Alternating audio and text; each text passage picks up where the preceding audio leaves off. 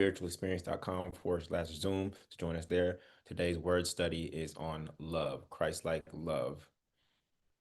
So pull up, just getting us set up here on all platforms. Spiritualexperience.com/Zoom. Hey, here we go. What's going on, family? Welcome, everybody, to the spiritual experience. Today, we are doing a Christ-like conversation on love. Yes, on love.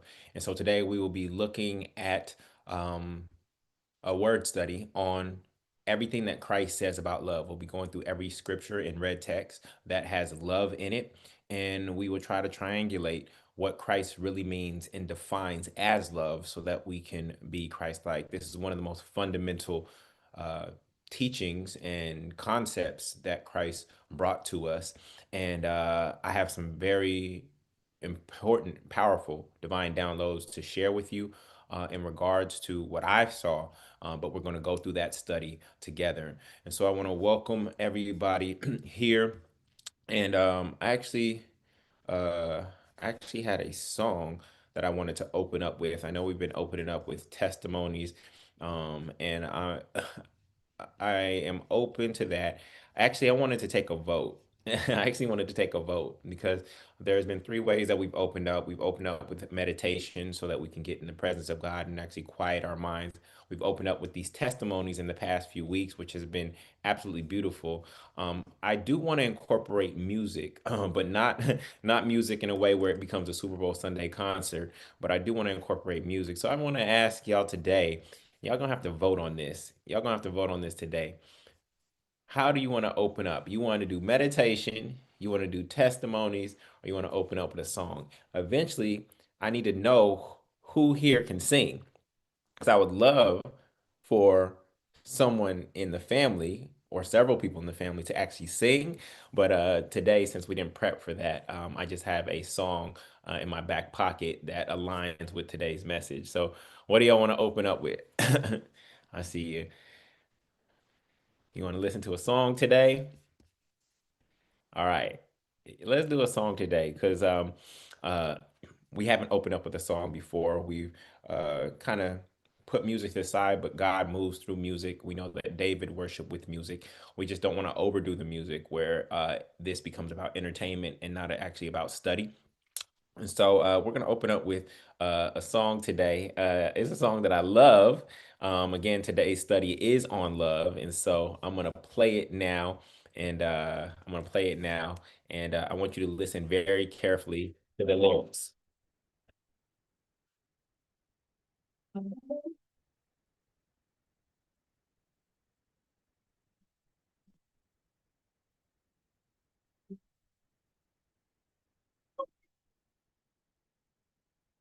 So it is, y'all like this song? You can't hear it? Why? You can't hear it? No sound? Uh-oh. All right, hold on one second. Um,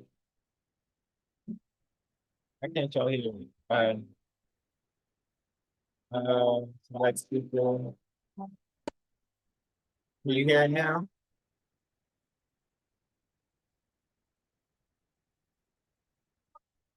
Nope. Uh, it- oh. All right, I'm gonna put the link in chat. So go ahead and play that. Go ahead and play that. I don't know why it's not playing in chat.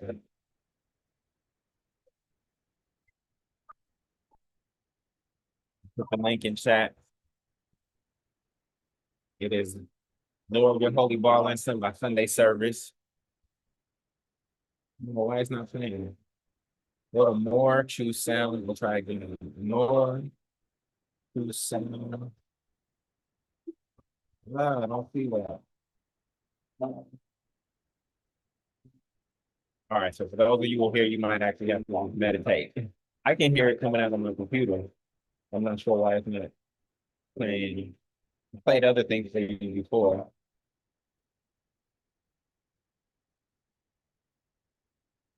And it's not working. For those of you who are here in Zoom, you might have to meditate through this one, okay? Hey, or I put the YouTube link in there.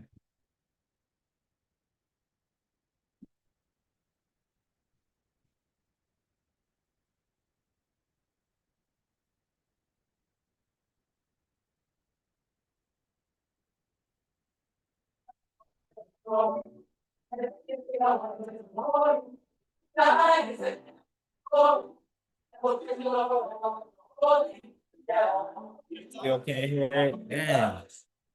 What is going on? I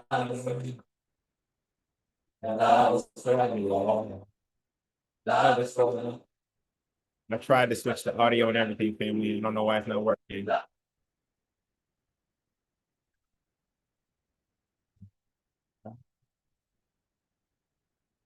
This family, love is family, love is family, love is family, love is family, love is family.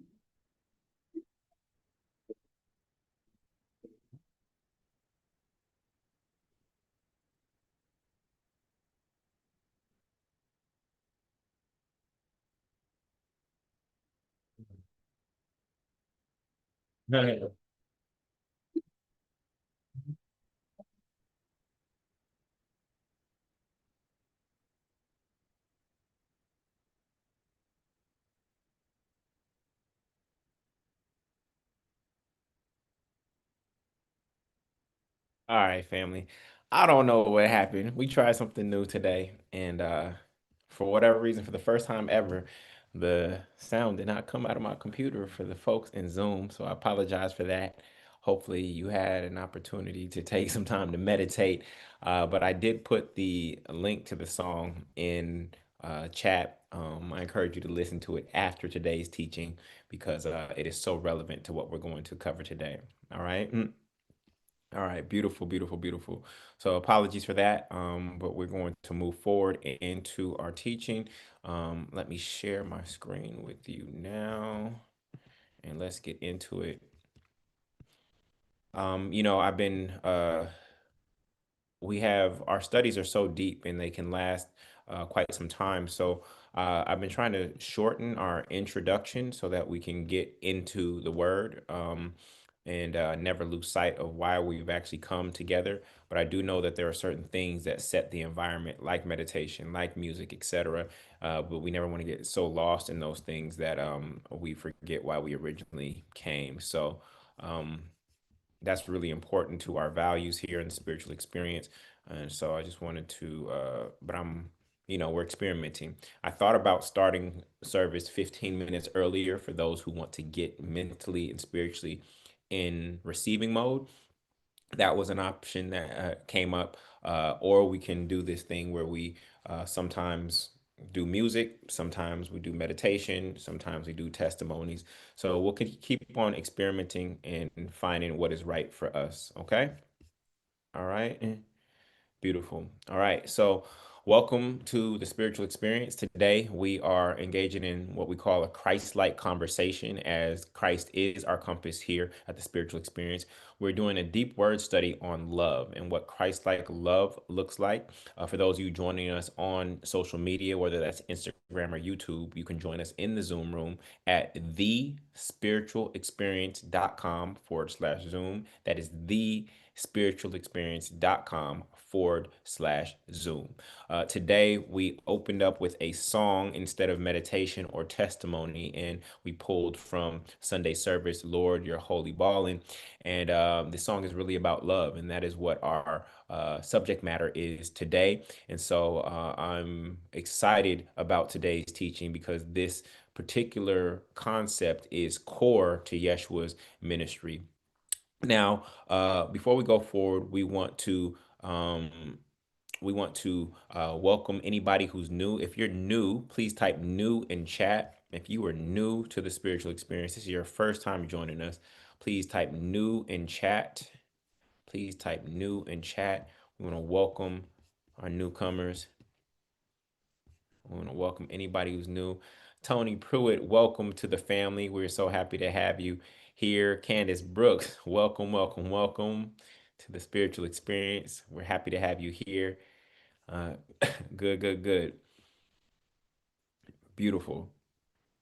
Beautiful, beautiful. And I know there's some people on social media as well. For those of you who are on social media, please go over to thespiritualexperience.com/Zoom so that you can get the weekly updates and get connected with the community. All right. So, um, moving forward, moving forward, as you all know, the goal of the spiritual experience is to be Christ-like. That is our compass.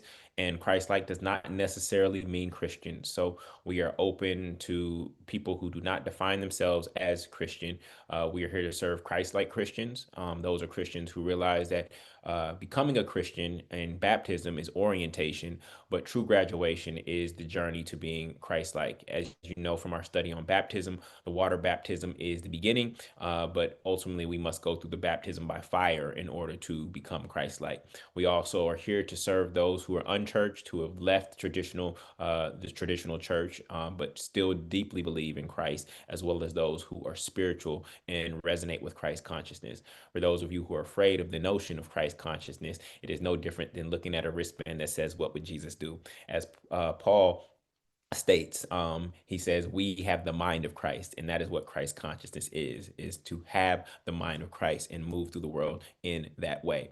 Our motto here, in addition to being Christ-like, is building the kingdom inside and out in that order.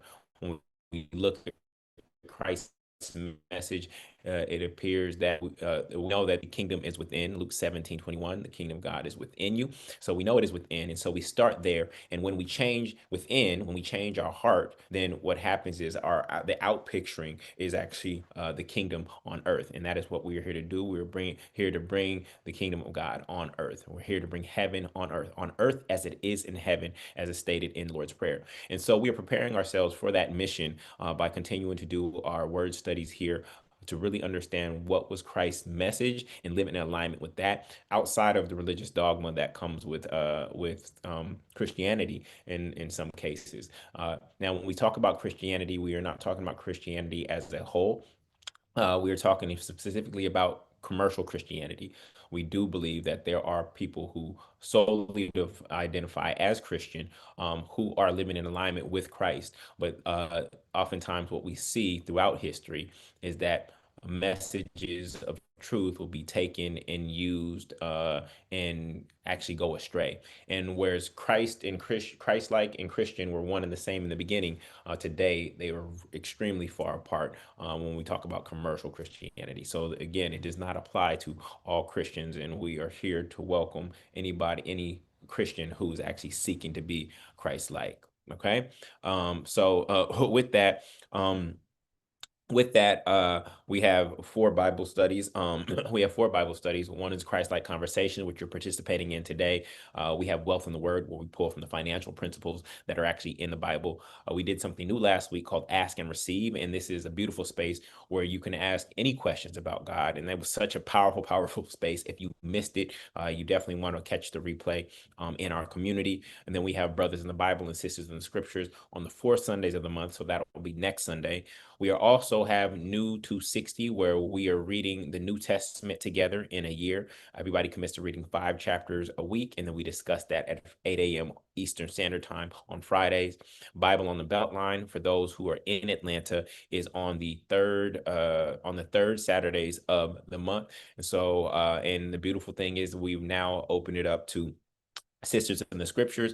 They connect as women. For those who are women in Atlanta, they connect, and you can go to Spiritual Walk and Talk. You can go to Spiritual Walk and Talk if you are a woman of God in Atlanta. All right. And then yesterday, Purpose the Paid Tour continued, and I did it in actually San Francisco yesterday. We had a great group there yesterday. And it's just some powerful, powerful work was done. People got clarity on their God-given purpose and are now taking the next steps to walk in it. Our last stop on the tour for this year is in Brooklyn on 6/28 on June 28th, so about a month from now. So if you are in the Brooklyn area or in the Northeast, you definitely want to pull up to that. That's the last stop on the Purpose to Pay tour for the year. If you are interested in getting rich and righteous, which is our financial Bible, and how we shift our relationship to money to be in alignment with how God wants us to relate to money, Rich and Righteous can be purchased at richrightnow.com. All right. So that's that. That is that. And so with that, I want to get directly into the study. I want to get into the study. And today we are studying love. This is our word study. And for those of you who have never participated in a word study with us, what we do is we go through the Gospels and we go through the red text and we look at all the times that Yeshua used the word love. And from that use, we try to triangulate what Yeshua actually means by love. So we've done various word studies on what we believe are the most important concepts in the Bible. So we started with the Lord's Prayer, Our Father, who or what is the Father, who art in heaven, what and where is heaven? Hallowed be thy name, thy kingdom come. What is the kingdom? On earth as it is in heaven. Give us this day our daily bread and forgive us our sins. What is forgiveness, right? What is God's will? What is prayer? What is sin? And today we are looking at what is love. We believe that there are about 30 core concepts that Yeshua teaches, and we are going through the process of trying to do our best to grasp what they are. And we are fully aware that even Yeshua's own disciples did not fully understand his teachings when he was here on earth. And so we know that we must continue to study to try to crack those codes, and that those mysteries are only unlocked to those who are ready to receive them. And so we are excited to go on this journey, and we also here we do not seek to convince, condemn, or convert. And so we know that as people go through their studies, they're going to land at different destinations. And even Yeshua was aware of this. He asked one man in the New Testament, "How do you interpret it?" So even Yeshua was aware that there would not be a singular understanding of the scriptures, right? And so we are all on our own individual journeys to seek to be Christ-like, but we're going through this process of studying together. All right. So with that, we want to start off with our original and current definition of love. And so I would like everybody in chat to type your current definition of love. The reason we do this is so that we see our before and our after. So you're going to have your current definition of love as it stands at this moment in time. We're going to go through the study together, and then you will see if you arrive at a new definition based on us looking at how Yeshua speaks about love throughout the Gospels, right? So go ahead and chat and type in your current definition of love. Go ahead and type in your current definition of love. I see some one word synonyms. So Shanika says selflessness. Kimberly says God. God is love. All right. Janine says love is life, love is support, love is supporting another spiritual growth. Angie says selfless and unconditional. Tracy says it's a feeling. Decembia says compassion for others and self. Jamal says love equals sacrifice. Aliendo says unconditional actions. Sade says a feeling. Anta says emotional. Andrea says love is all encompassing. Love heals. And Cassandra says it's a noun and a verb. It's peace energy. I love that. I hadn't heard that before. Peace energy. Calvin says the highest form of expression. Brenda, unconditional caring. Ken says my best feature. I love that. Selena says love is the most significant force in the universe. And Candace says an experience from willing sacrifice, right? So we see sacrifice a lot. We see unconditional.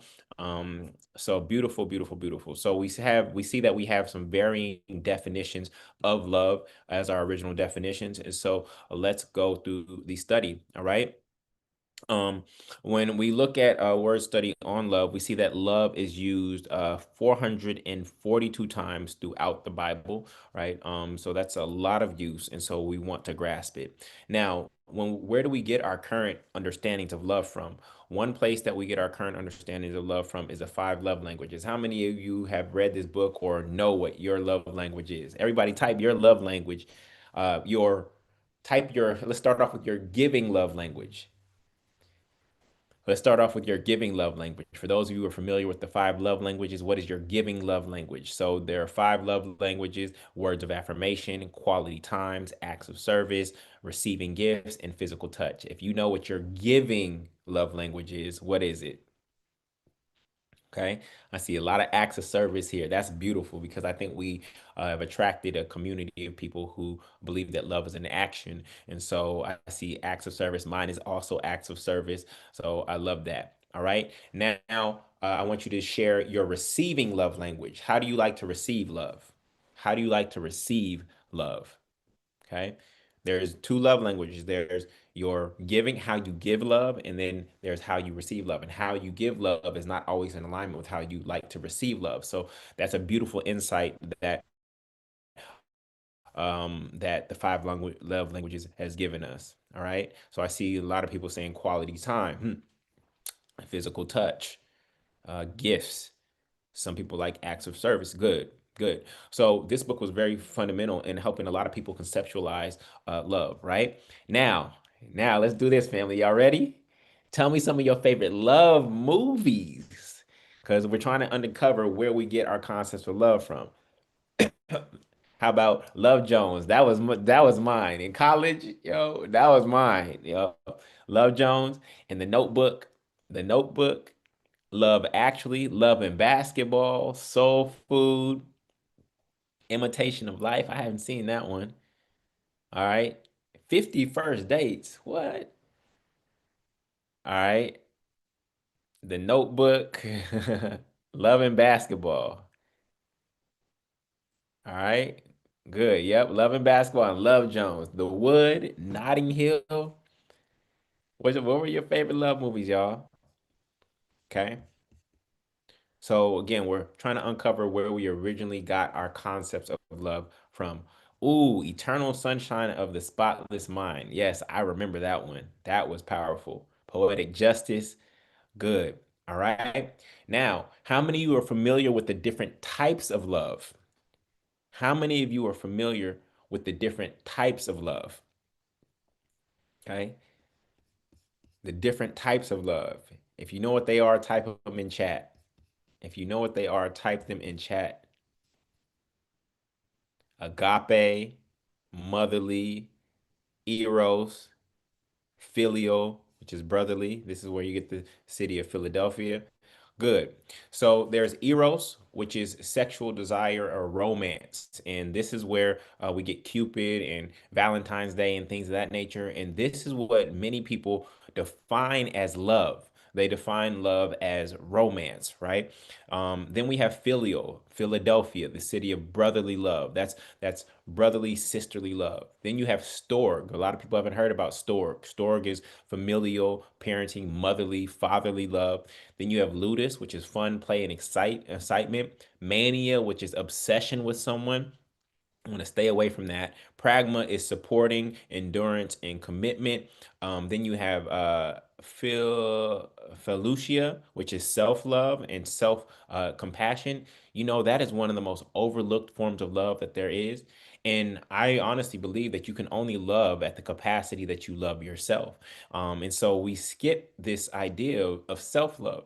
One of the big words out there today is narcissism. And narcissism is a perverted self-love, but self-love is required, family. I know we look at Yeshua as this sacrificial lamb and things of that nature, but self-love is required in order to sacrifice for someone. In fact, if you sacrifice too much, then we could argue that you do not have love for yourself. If you continue to allow your boundaries to be overstepped and for people to take advantage of you, you can argue that you actually don't have self-love, right? So we have these warped understandings of love. And ultimately, what we're trying to get to is agape, right? Agape, which is godly love, right?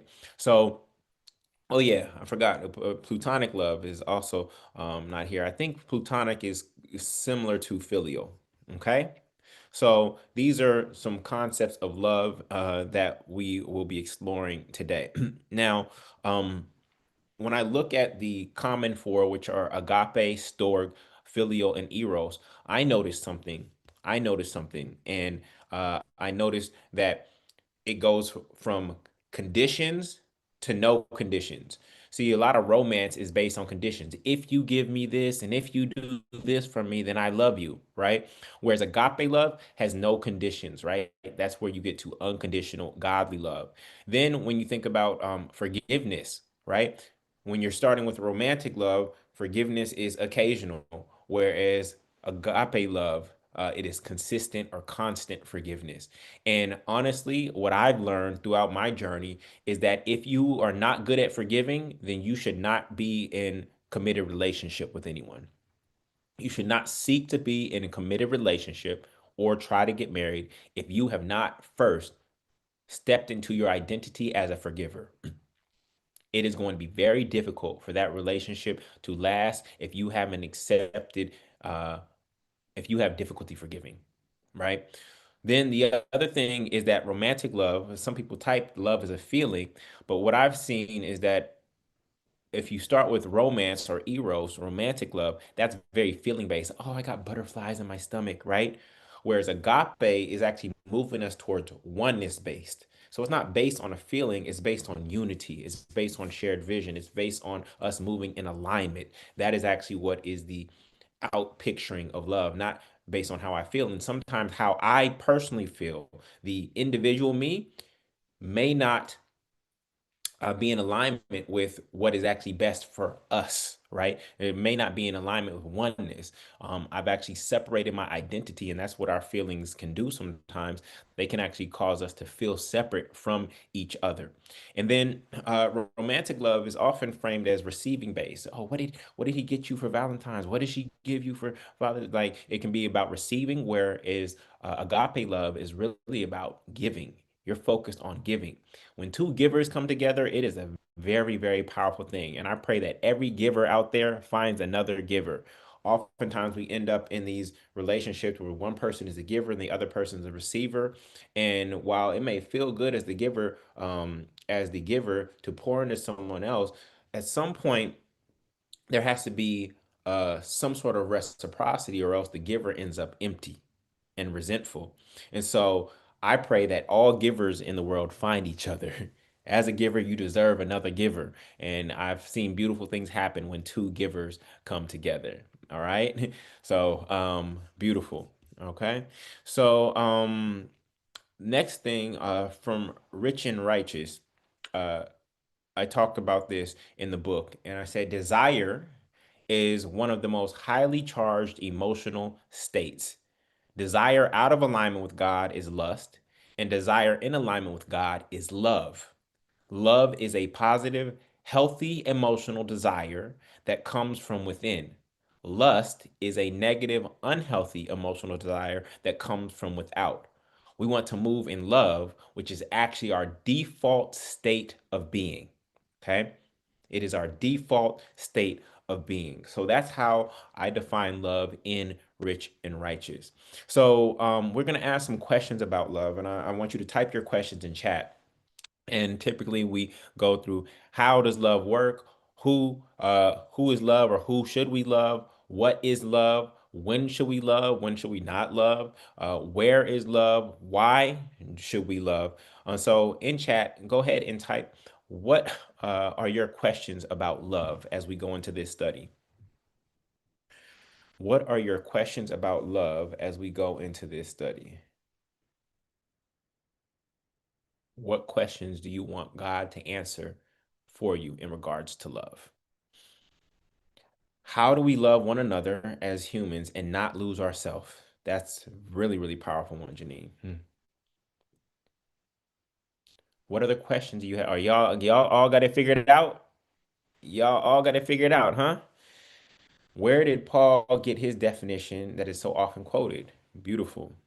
Beautiful. Yes, we've been studying Paul, and the writings actually were in Acts for New 260.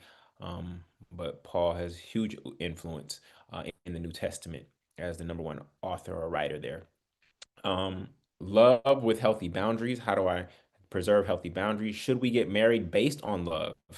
Good question. How do we reach agape love? Isn't love the main teaching of Christ? How can you love us unconditionally no matter what we've done? What I skipped it done in our past. What boundaries Oh, so many questions are coming in. What boundaries have you learned are necessary for love to thrive? How to stay committed when there are so many distractions around you? Can one's love be a combination of different kinds of love? Mentioned. Great question. When to cut love out? Why is some love temporary and can go away, but some love remain the same? How do you handle love when trust is tested? Can you fall out of love? How does love fit into the kingdom building? How do we figure out who to love without being disappointing our own characters? When do we know it's really love? These are great questions. How do I love from a distance? All right. So these are some of the core questions that people have around love. And so, I want to pray. I want to pray us in as we go into this study. Some other questions: how have we misunderstood love? Why is love so hard sometimes? Does God love conditionally or unconditionally? When I look at the Old Testament God, it seems like there's a lot of conditions: follow my commandments and things of that nature. So, does God actually love unconditionally? I think we frame God as an unconditional lover, but is that actually true? Are we capable of unconditional love, right? Um, why is it so difficult to love ourselves? What does loving God look like? And why must I love my enemies? So these are some other questions that I had. Should love hurt? Good, good, good. How do I trust myself to find love after being divorced? These are amazing questions, family. And so before we go into the study, I want to pray. I want to pray. Dear God, we love you and thank you for bringing us here together. We know that whenever two or more are gathered, you are present. And today we are seeking to understand love according to you. We are looking at all the Christ-like text and trying to understand love and triangulate the truth.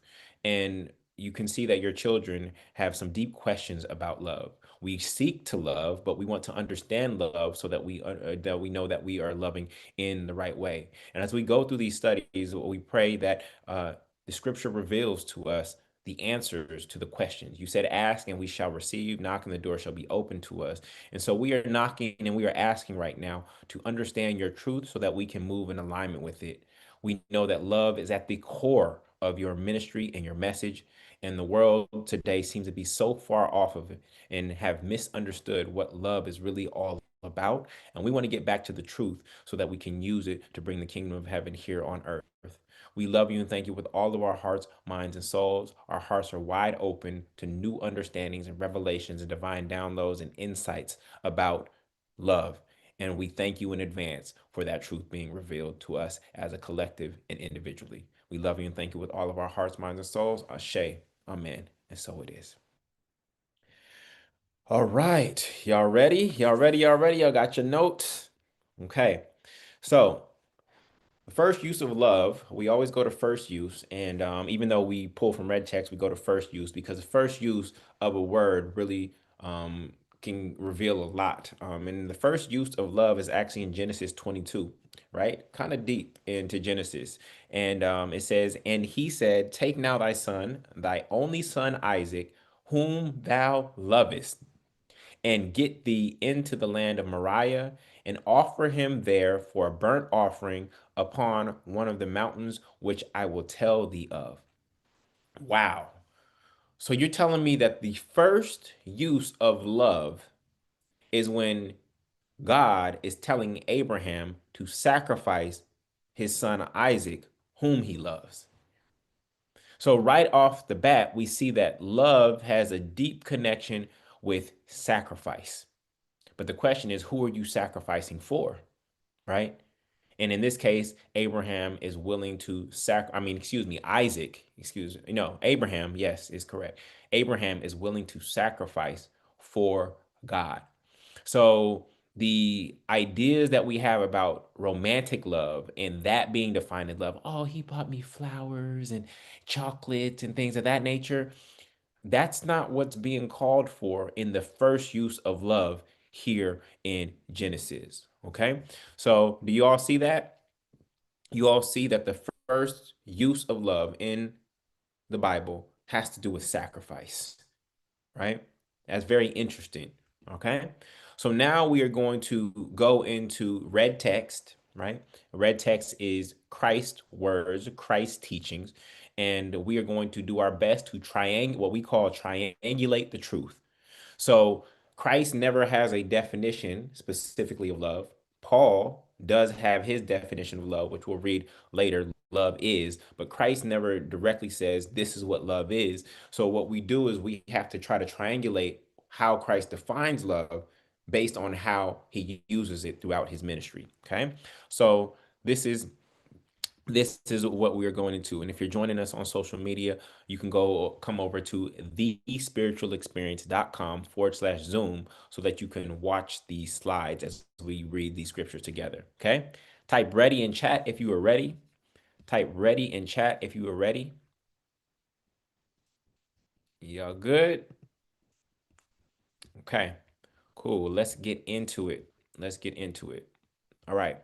So we start off in Matthew, and we have Matthew 5:43. Ye have heard that it hath been said, Thou shalt love thy neighbor and hate thy enemy. But I say unto you, love your enemies, bless them that curse you, do good to them that hate you, and pray for them which despitefully use you and persecute you. So now, Yeshua, his first mention of love, right? His first mention of love is commanding us to love our enemies. It doesn't say love your mother and your father like the Ten Commandments, right? It says love your enemies. He's literally changing this dispensation of love, right? Just your neighbor, which is from the Old Testament. He wasn't the first to say that. And he's saying, I'm giving you a new commandment, which is love thy neighbor. So this is Yeshua's first use of love. Okay. Then we get into Matthew 5:46. For if ye love, listen to this, family. If ye love them which love you, what reward have ye? Do not even the publicans, right, which is a negative term, do the same? So Yeshua is saying, family, that if you love people who love you, that's easy. That's the easy part. Loving people who loves you. Okay, you love your husband, you love your wife, you love your kids. That's the easy part. And we looking at each other like, shoot, that ain't easy. I don't know if I love my wife today. I don't know if I love my kids today. How many of y'all going through that sometimes, right? And Yeshua is saying, that's the easy part. The hardest part is loving those who do not love you. Immediately, Yeshua is challenging our concepts of love. Okay? Matthew 6:5. And when thou prayest, thou shalt not be as the hypocrites are, for they love to pray, standing in the synagogues and on the corners and on the streets, that they may be seen. Verily I say unto you, they have their reward. So we see this connection between love and reward. In 5:46, he says, you already have your reward. If somebody is you're loving somebody and somebody's loving you back, you already got your reward, right? And now he's saying that they love they love to pray standing in the synagogues, and they already have their reward because they are being seen and they are posturing themselves and they're already getting something in return for this thing that they love doing. Okay. So, oh my goodness, this just hit me, family. Ooh, I'll add this later. It sounds like to me that love is when you do something with no expectation of a reward. Oh my goodness. Love is when you do something with no expectation of a reward. Not that a reward may not come, but that the reason that you did it is not for anything else except that it felt right to do. Whoo!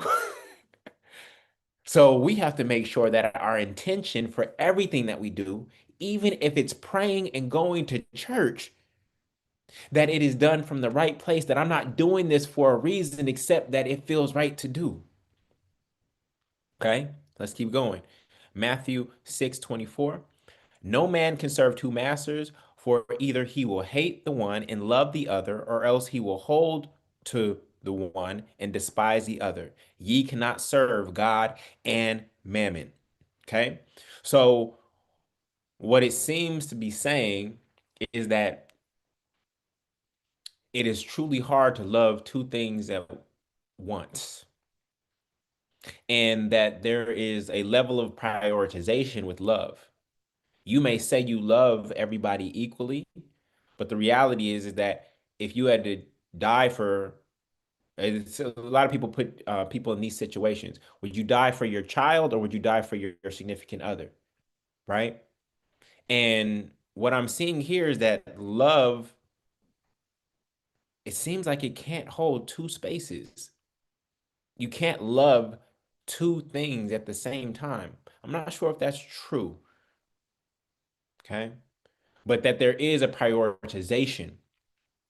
You may say you love people equally and things of that nature, but the reality is that there's a pecking order. That there's a pecking order. Okay. So this is interesting. And we're going to see this a second time, but it says money instead of mammon. Okay. Matthew 10:37. He that loveth the father or mother more than me is not worthy of me. And he that loveth son or daughter more than me is not worthy of me. Hold up. Time out. Hold up. Time out. I need to hate my mother and father and my children more than you? Hmm. What is Yeshua really saying here? What is he really saying here?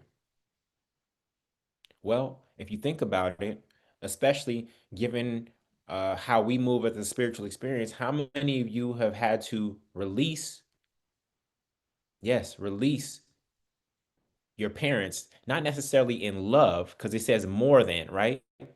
But you've had to come to the realization that you, that while your parents gave birth to you, that your love is actually greater for God than it is for them. This is a tough one. Now, the children one is even tougher. But what Yeshua is calling us forth to understand is that they are not our source. We have this overwhelming love for our children, but the reality is that your children are not your source, and neither were your parents. So while they are close to you, you came through them and then they came through you, they're still not your source.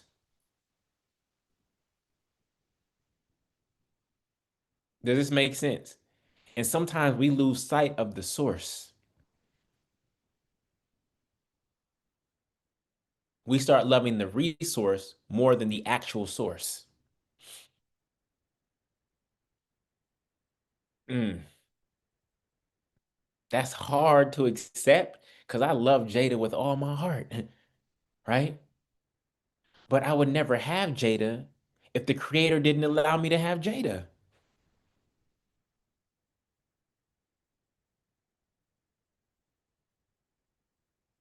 Man, that's a tough one. That's a tough one, but it makes sense, right?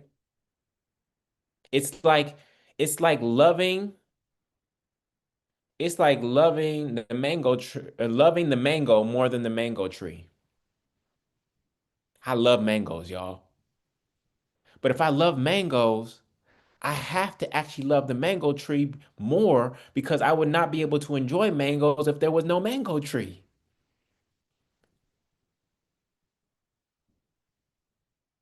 How many of y'all are guilty? And I don't even like to use the word guilt, but how many of you sometimes recognize that you are so focused on the thing that you forgot and don't honor the thing that created the thing?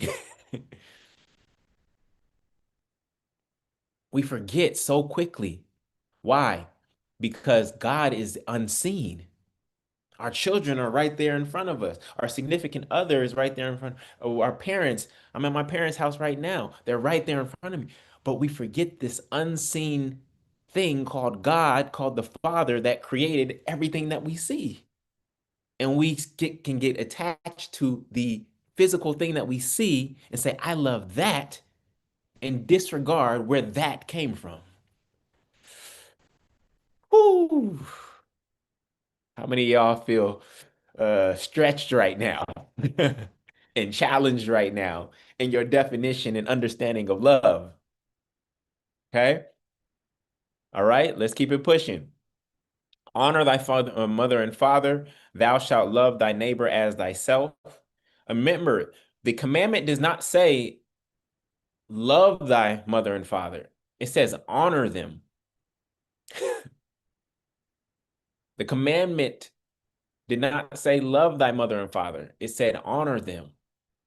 Now we'd have to go do a word study on honor, what honor means in comparison to love, but the commandment was to honor them, not to love them. Okay, let's go. Matthew 22:37. Jesus said unto him, thou shalt love the Lord thy God with all thy heart, with all thy soul, and with all thy mind. Every aspect of you, family, with every morsel of your being, which it created, we are supposed to give it back to God.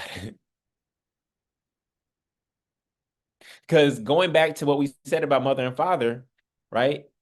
Who is your true source? Who is the true creator? Did your mother and father actually create you? Man, did your mother and father actually create you? No. I know, ladies, you think you make babies. You don't make babies. You hold space for them. Not one mother here actually put an arm on a child or put an eye in an eye socket. None of you made the babies. This is not to dishonor the pregnancy process or mothers, but you did not make the baby. God made the baby inside of you. A farmer does not make an apple. A farmer holds space for an apple to emerge, but the farmer did not make the apple. Ah, it's hard, isn't it? We want to take credibility for things that we actually did nothing, we didn't do. And how does Yeshua demonstrate this? Yeshua says, of myself I can do nothing. It is the Father in me that doeth the works. Now, of course, here we honor the mother, father, right? Because we know that feminine, masculine, in order for women to be here in the world, then the creator must have feminine aspect. But did I tell you why Yeshua uses the father? Did I tell you why Yeshua uses father? The reason Yeshua uses father, right? In addition to the Hebrew language being limited by gender-based words and not having neuters.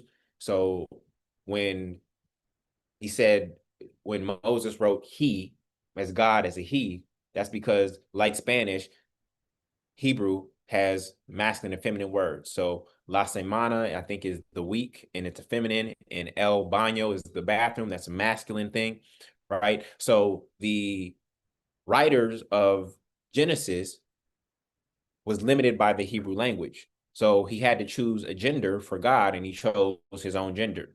Okay. And therefore, once that was established, it just played out throughout the entire book. But here's why Yeshua used the Father. Right. This is a quick aside. Yeshua used the Father because the Father was the unseen provider.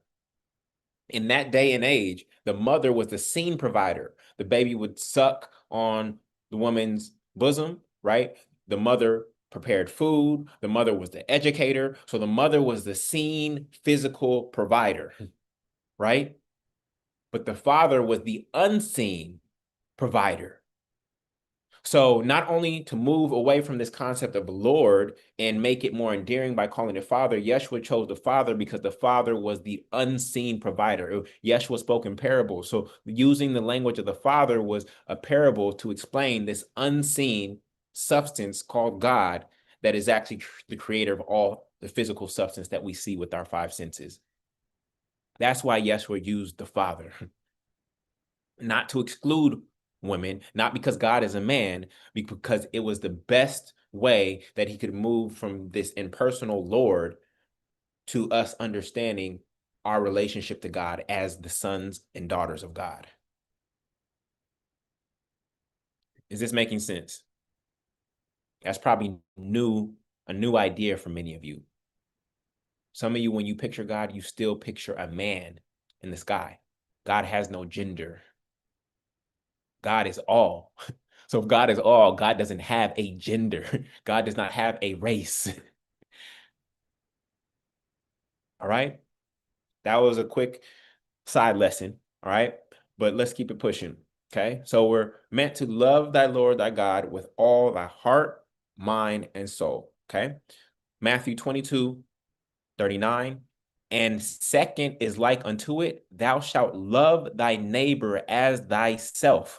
Now, what is implied here, family? If I'm to love my neighbor as myself, it is not always stated. Most people say, oh, the two greatest commandments is love God and love thy neighbor. But what is missing here? What's implied here, family? What is implied? Yes, thyself. So there's actually three commandments, even though it's stated as two. It's actually love the Lord thy God, love thyself, so that you can love thy neighbor as thyself. The second commandment is actually to love thyself.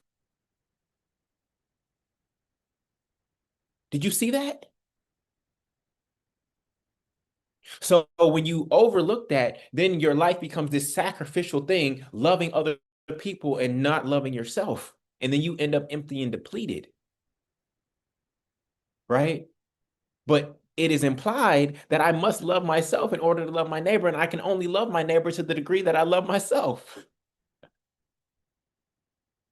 Oh my goodness. Y'all are seeing it, okay? Matthew 23:6. And love the uppermost rooms at feasts and the chief seats in the synagogue. So again, he's talking about the religious leaders who love, right? Not just like, they love to be seen. They love to be elevated and elevate themselves, right? They love these things, and God is calling us to a different type of love. Okay, Matthew 24:12, and because iniquity shall abound, and the love of many shall wax cold, meaning that our hearts harden and they wax cold. Some of you have been through some traumatic experiences, and what happens is your heart gets cold and it freezes up, right?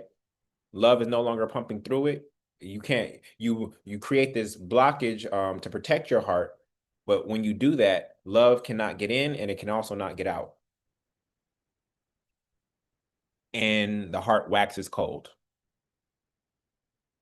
You become cold-hearted while trying to protect yourself.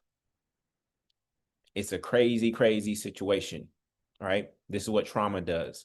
And this is why forgiveness is what allows you to break the ice off of that so that you can open yourself back up to loving and being loved. Okay. Mark 10:21. Then Jesus, beholding him, loved him and said unto him, one thing thou lackest, go thy way, sell whatever thou hast, and give to the poor, and thou shalt have treasure in heaven, and come and take up thy cross and follow me. Okay. So Jesus, beholding him, loved him. This was the young rich man. So without actually truly knowing him, or if you see Yeshua as omniscient, then Yeshua knows his journey and is starting out with love. Okay. Mark 12:30. And thou shalt love the Lord thy God with all thy heart, with all thy soul, with all thy mind and strength. And this is the first commandment. And again, the second like it, namely, thou shalt love thy neighbor as thyself. There's none other commandments greater than these. So I want you to think about these three commandments. Okay. Big doors swing on small hinges. Big doors swing on small hinges. How many hinges do doors typically have? They typically have 2 or 3 hinges. So Yeshua is saying that the whole law, these 613 laws that y'all have come up with, they really all swing on these 3 things. I'm not asking you to give up those things, but if they aren't done with these things being the primary, and you acknowledging that these are the things that allow this whole thing door to open, this door to the kingdom to open, then you will miss the mark. Okay. The whole law and the prophets hinges on these 3 things. Okay. Moving forward. Mark 12, 33, and love them with all thy heart and with all thy understanding, with all thy soul and with all the strength. And to love his neighbor as himself is more than the whole burnt offerings and sacrifices. So hear this, family. It's more than the all whole burnt offerings and sacrifices. So listen to me, family. If you are giving tithes to the church or even offerings to the church, but you do not have love, you are missing the mark.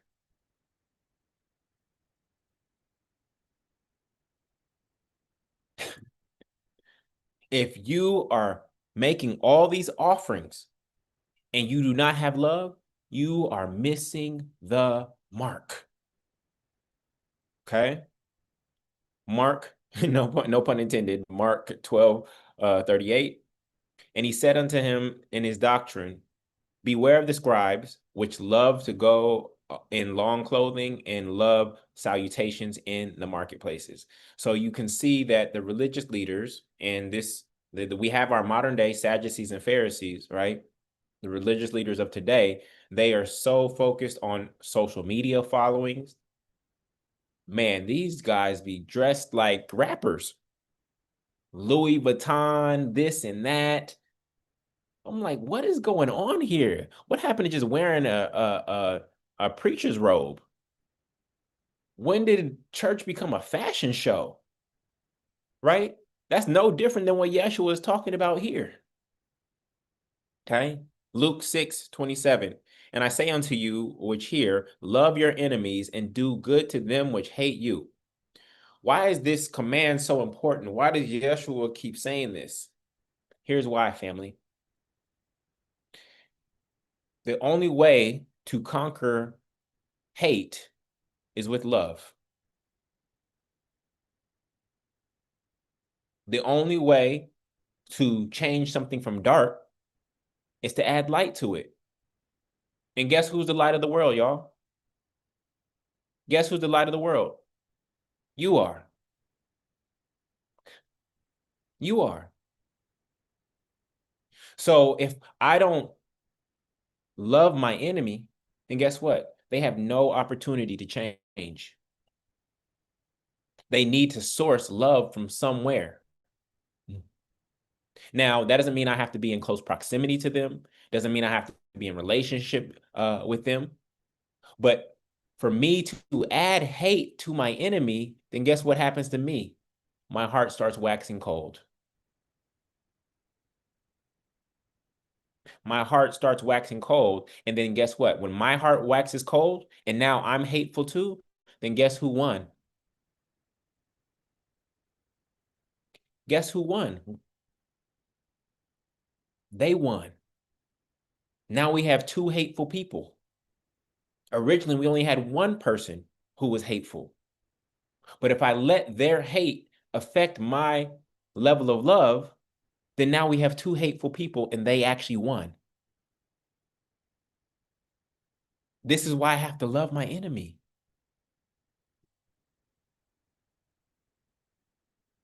And if their hate can convert some people through trauma and wax their heart cold, then guess what? Our love also has the capacity to convert.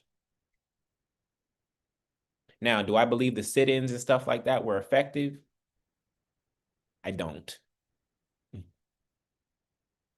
Do I believe passivity is effective? I don't.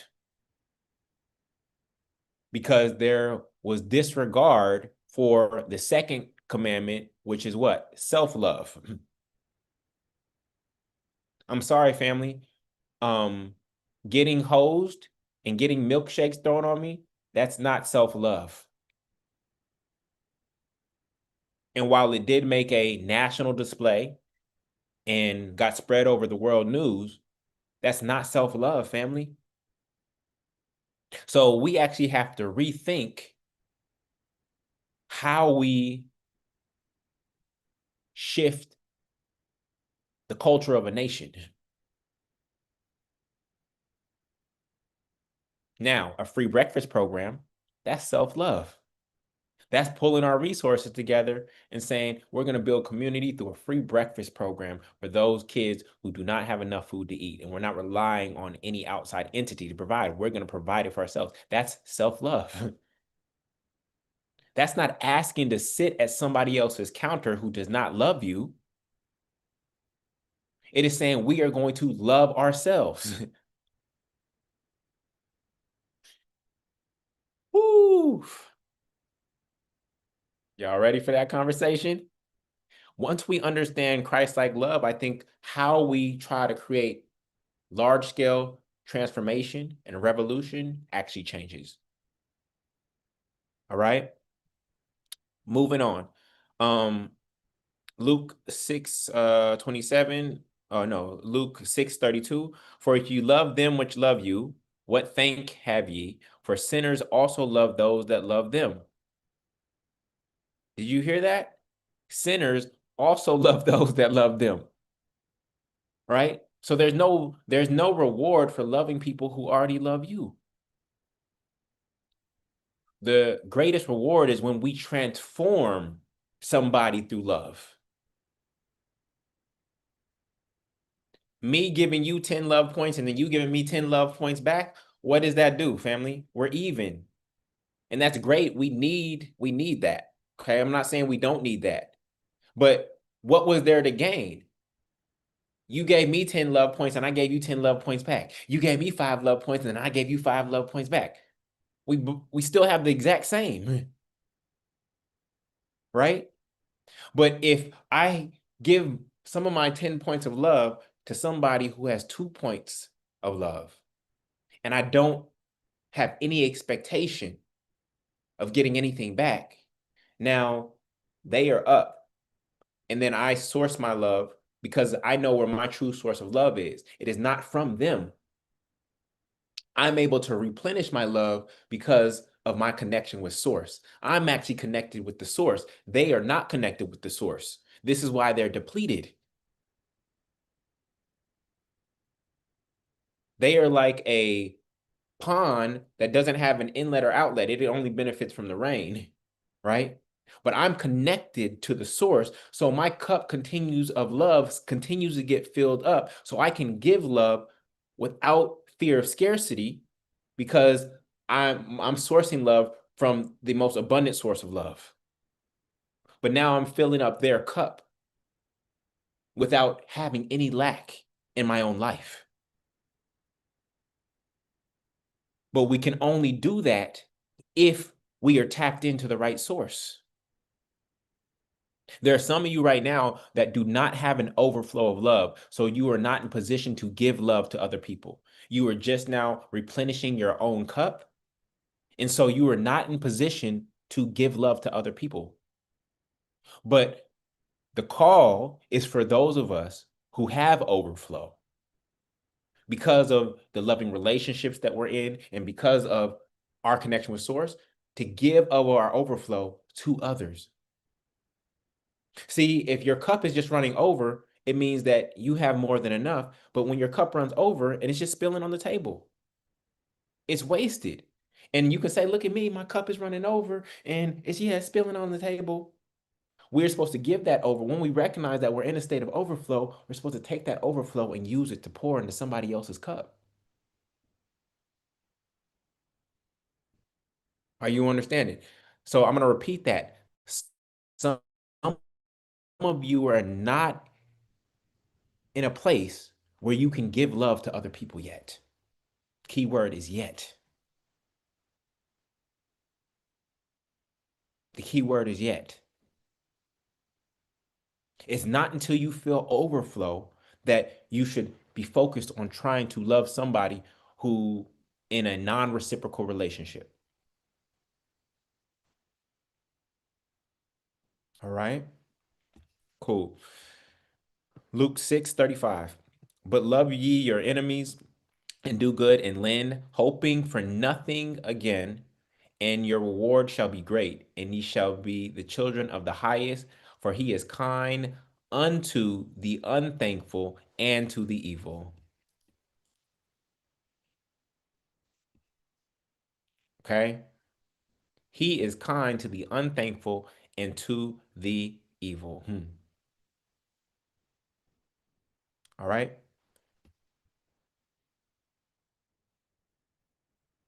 You ready? So somebody said takers don't stop taking. Yes, we're going to address that in a second. We're going to address that in a second. Okay? So Luke 7:5, for he loveth our nation and he hath built us a synagogue. So that is them talking about I think the centurion or something like that. Luke 7:42, and when they had nothing. Oh, actually, that's not even a red text. That is somebody else saying that, I believe. Um, Luke 7:42, and when he had nothing to pay, he frankly forgave them both. Tell me, therefore, which of them will love him most? So this was a parable about forgiveness, and we studied this parable when we did the word study on forgiveness, and what it revealed to us is that when you are forgiven or when you forgive somebody at a great level, that it actually increases their understanding of love. It actually increases their understanding of love. Then we go to Luke 7:47, wherefore I say unto thee, her sins, which are many, are forgiven. Uh-oh. Remember, we talked about this. Many people believe that Yeshua had to die to forgive our sins. But what just happened right here? Her sins are forgiven. This is prior to any death. So God has the power to forgive sins without Yeshua dying on a cross. For she loved much, but to whom little is forgiven, the same loveth little.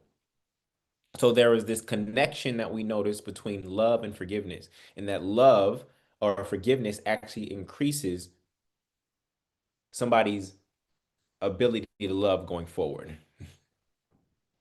Okay. Luke 10:27. And he answering said, Thou shalt love the Lord thy God with all thy heart, and with all thy soul, and with all thy strength, and with all thy mind, and thy neighbor as thyself.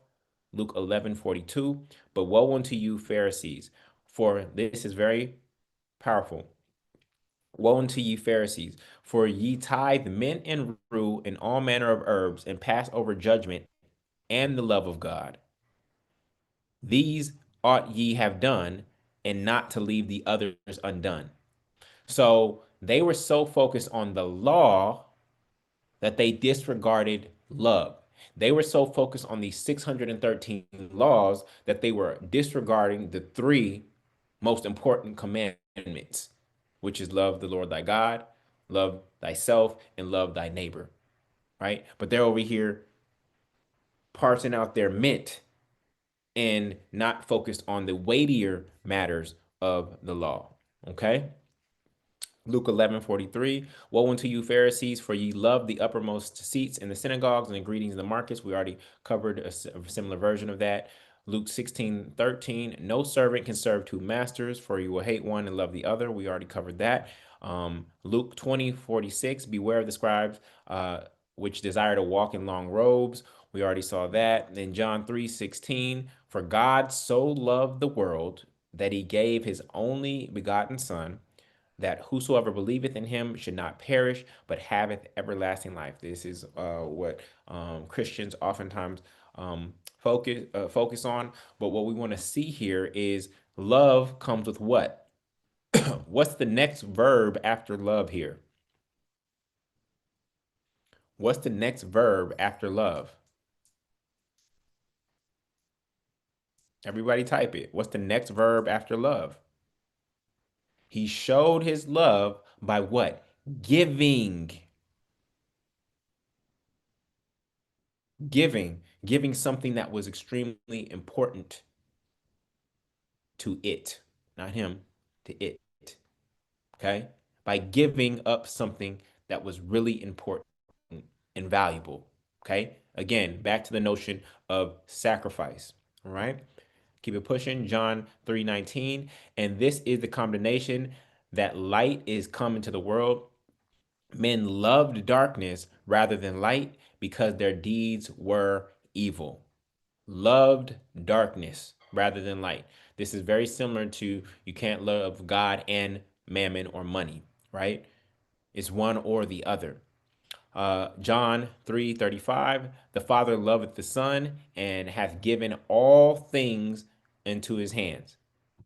After the word loveth, what is the verb again? What is the first verb after the word loveth? Gave, given. So there's a direct correlation with love and giving. Okay. All things into his hands, entrusted him. Okay. John 5:20. For the Father loveth the Son and showeth him all things. Right. Now we have a new verb. What is the new verb that comes after love? Now watch this.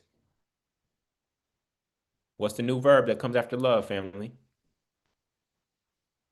We have to see these connections. These are helping us triangulate the truth. Okay. Now watch this. Watch this. Are you willing to show your significant other who you're dating all your text messages?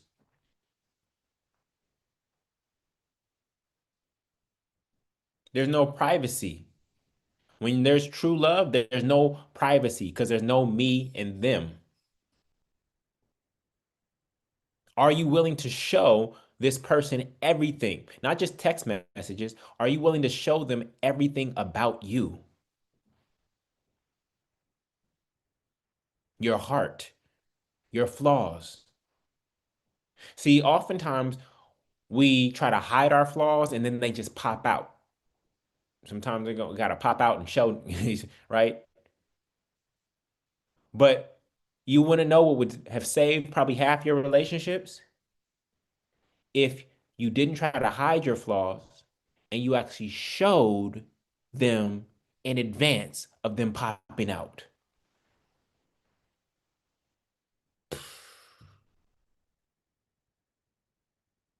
That would be love. If you didn't try to hide your flaws, but actually showed them to who you were in relationship with in advance, you might still be in that relationship. Yes, that is the right word, transparency. Okay? But I know you that ye have not loved the love of God in you. So what does this tell us about God? I mean, what does this tell us about where God love is? What does this tell us about where love is? That the love of God is within us. It's not in the flowers. It's not in the chocolates. It's not in the lingerie. That's on you. That's outside of you. The love is in you, and it's a love of God. It's not a love of a person. It's not a love of them. It is a love of God that you were sharing with them.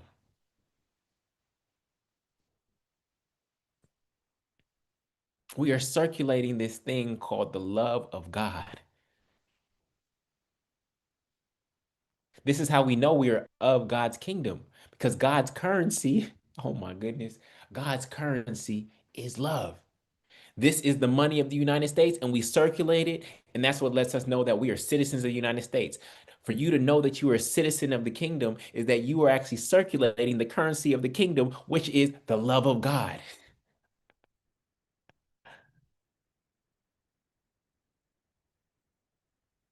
Do you circulate the currency of this kingdom?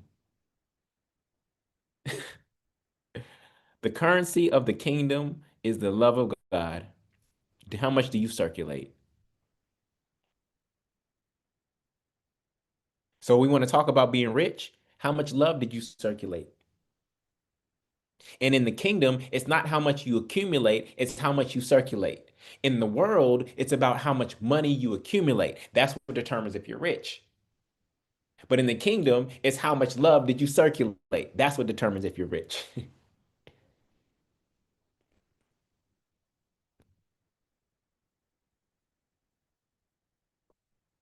Bars. That wasn't even in my notes, y'all.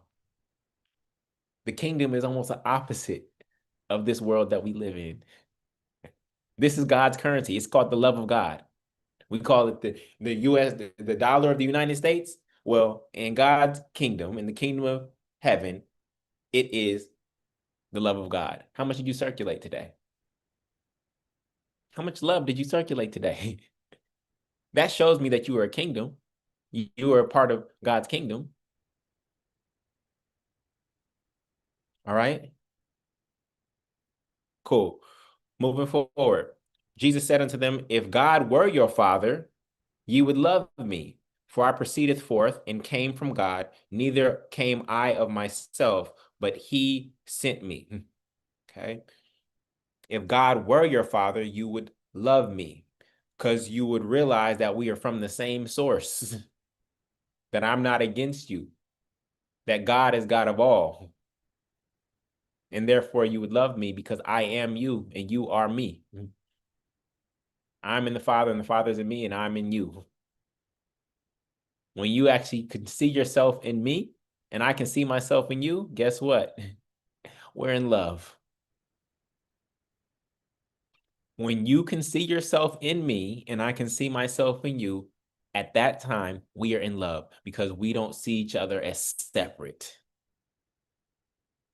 When Yeshua said, I and the Father are one, he wasn't talking about being the same thing, right?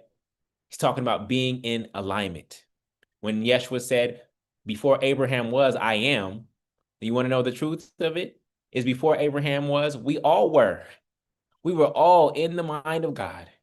We were all one. There was no false sense of separation. There was no thing called the flesh that caused us to feel like we are separate. There was no I am Julian, right? Which is defined by this flesh. There was just I am. Before Abraham was, I am. Before there was this identity called Jesus. Before there was an identity called Julian. Guess what? We just were. I am. And so when there is no sense of separation, right? There's nothing to hate because we are all one. There's no separate when there's no separation, there's nothing to hate unless we chose to hate ourselves.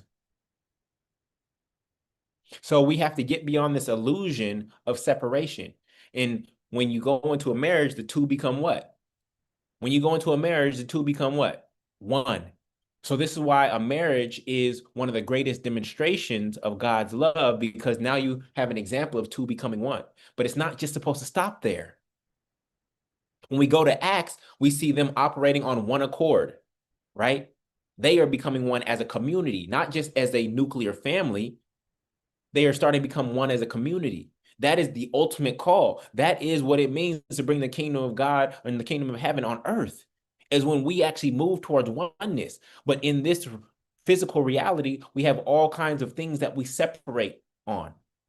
Red state versus blue state, black versus white, male versus female.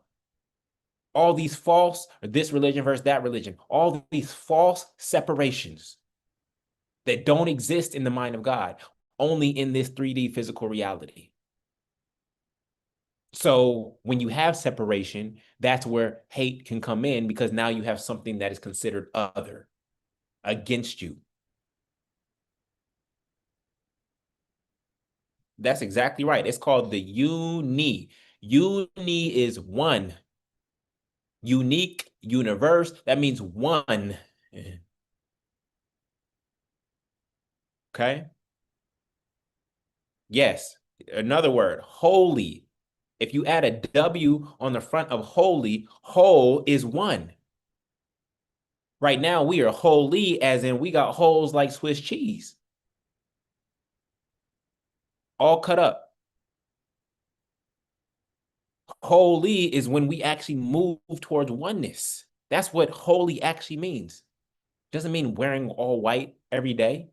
That's not what holy means. This doesn't mean holy because you could be meditating and still be separate. You could be meditating and think you're higher than or better than other people around you.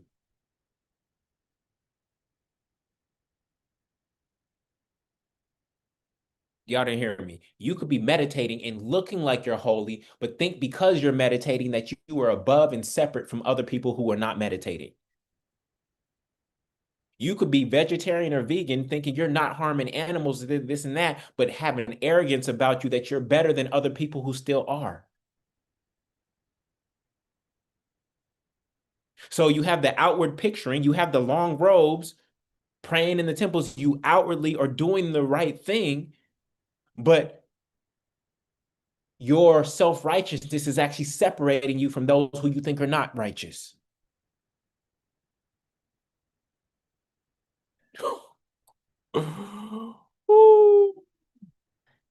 If you feel I'm calling you out, guess what? I'm calling myself out too.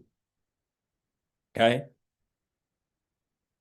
I'm speaking, but I'm actually looking to a camera and I can see myself in the screen. So I'm talking to myself too. Y'all just listening in. Y'all just listening in. Okay. Holy Spirit is moving. Okay. Let's keep it pushing.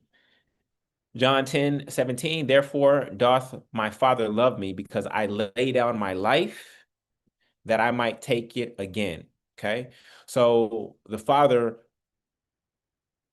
so when Yeshua was talking about my life, who's he speaking from? Is he speaking from Jesus or is he speaking from the Christ? For those of you who've been in New 260, you know that there's actually two entities speaking.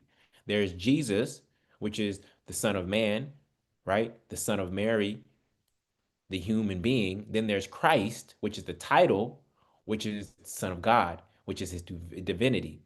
So who's speaking here? Which life am I laying down? As Yeshua said, whoever shall save his life will lose it, and whoever will lose his life for my sake shall save it. So who's actually speaking? Which life is being laid down, family? The false identity of Jesus. Yes, it is correct. Jesus died on the cross. The Christ cannot die.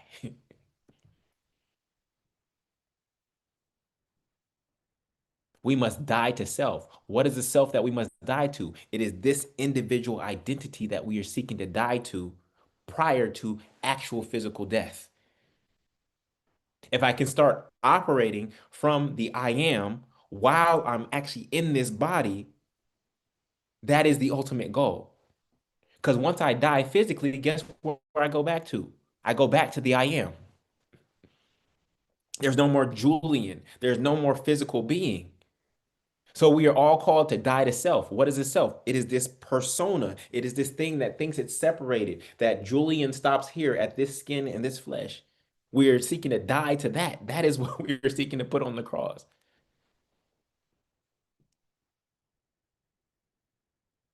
This is the correct. This is the false self. I said this in New 260. When you get into your car, when you get into your car, let's say I get into a Honda Accord. When I enter into the Honda Accord, do I go around the world saying, "Hello, my name is I am Honda Accord"? When you get into your car, think about the make and the model. Do you get into your car and start moving through the world saying, "I am Honda Accord"?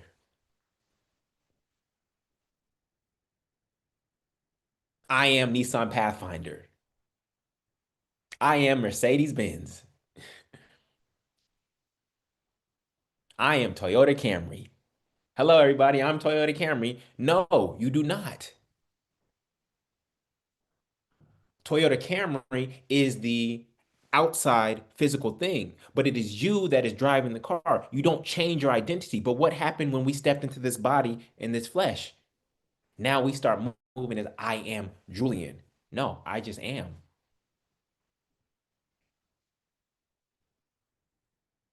We forget. We don't do it with our cars. When we step into our cars, we don't change our identity. But when we step into this flesh, we change our identity to think that this was our identity, that what is on my ID, my birth certificate is who I am. No, that's not who you are. You are a spiritual being having a human experience. The human body is just your vehicle. So you don't change your identity when you step into your car and say, I am Honda Accord. That's not how you move through the world, right? But when we stepped as spiritual beings into this physical body, into this physical vehicle, all of a sudden we took on the name of this physical vehicle. That's just the name of your physical vehicle. That's not who you truly are. Let me go a little bit deeper. When you say my hand,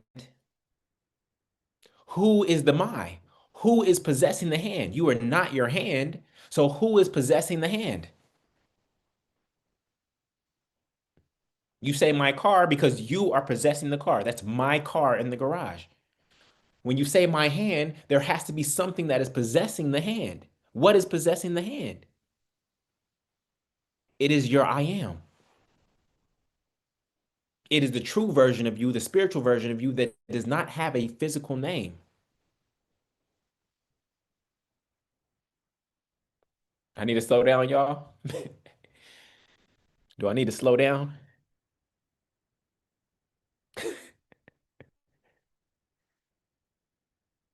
This is hard to accept, family. You're not who you are on your birth certificate, on your passport, or your ID. That's not who you truly are. Who you truly are is the I am. And the reason this is relevant, again, is that when we step into the I am, then all there is love because there's no separation. All of this physical 3D experience makes us feel like we're separate. And now when we're separate, we live in a dualistic world where there's love and hate, there's light and dark, et cetera, et cetera, et cetera. In the spiritual realm, none of that exists. This is why none of you are burning in hell after the physical body dies. Because fire is a what? Fire is a physical phenomenon, right? So if you return back to the spirit when you die, please tell me how fire is going to burn you. If you return back to spirit when the physical body is done, what fear do you have of fire if fire is a physical phenomenon? Remember, family, this stuff is imagery. How you gonna burn my spirit? How you gonna burn air? How you gonna burn wind? Let me see you burn wind. Set wind on fire. Let's see how that looks. This was imagery. Yes, it was fear tactic to try to get you to live a certain way and do certain things while you were in the physical body. I invite you to release that fear, family. Okay?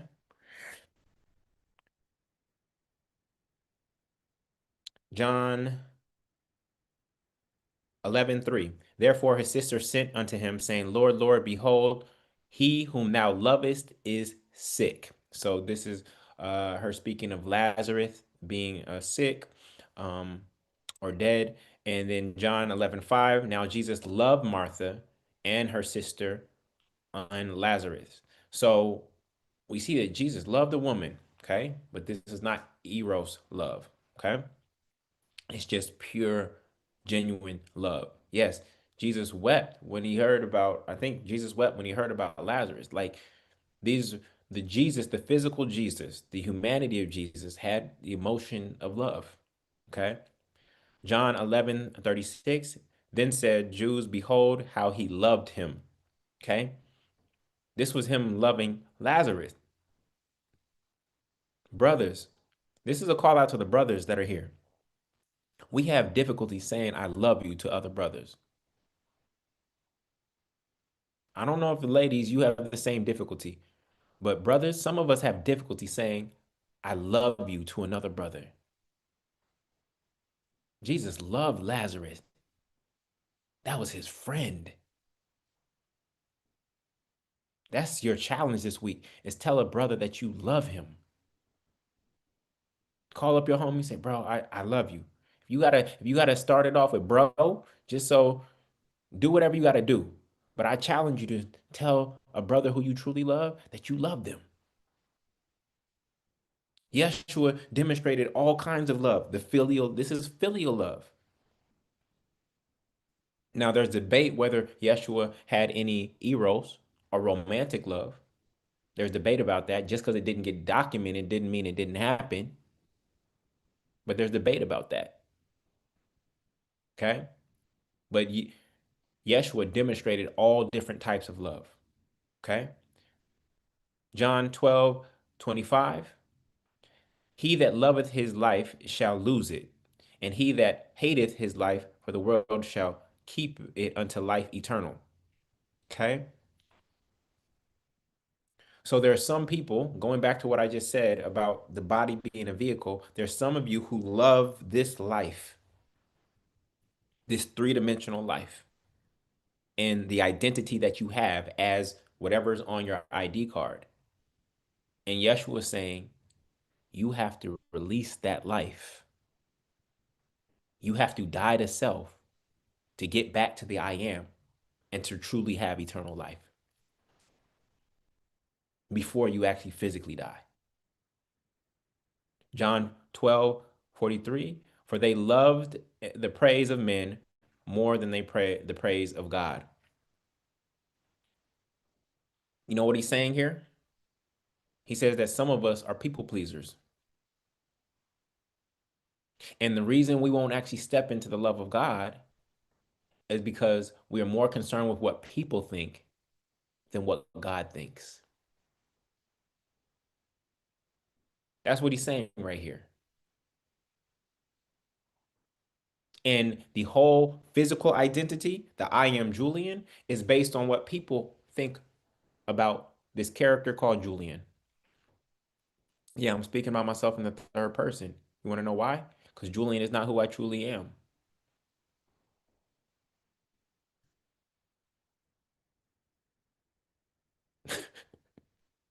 Julian is not who I truly am.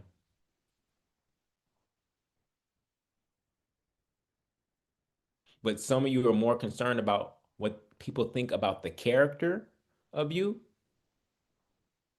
as in the outward appearance of you, than the inward character of who you truly are. I've never spoke about myself in the third person till today, but based on what I share with you about the vehicles, it's true. Julian is not who I truly am. That's who you know me as in this physical realm, but that's not who I truly am. Because there's an eternal version of me called the I am that has never sinned, that already has eternal life, and that is in alignment with Christ consciousness. And if I can elevate this physical aspect of myself to that level prior to death, then that is the goal. Okay.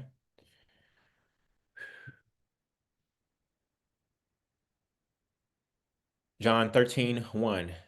Now, before the feast of the Passover, when the Jews knew that his hour was come and that he should, when Jesus knew that his hour was come, that he should depart from out of this world unto the Father, having loved his own, which were in the world, he loved them until the end.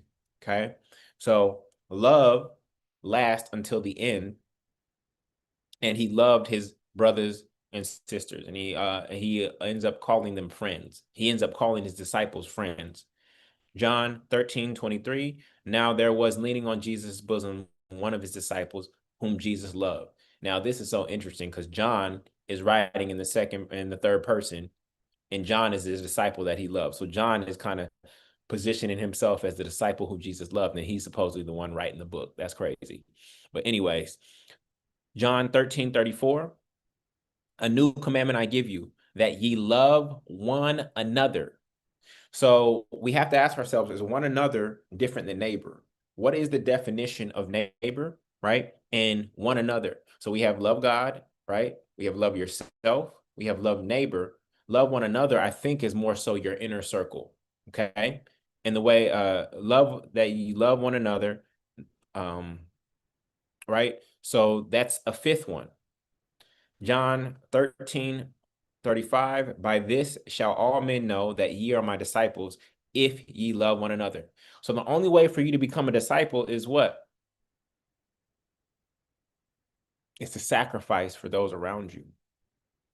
But the beauty of it is that because everybody is sacrificing, nobody stops the flow, your needs still get met and you don't end up empty because you're loving one another. How many of you been in a relationship with a taker, a receiver?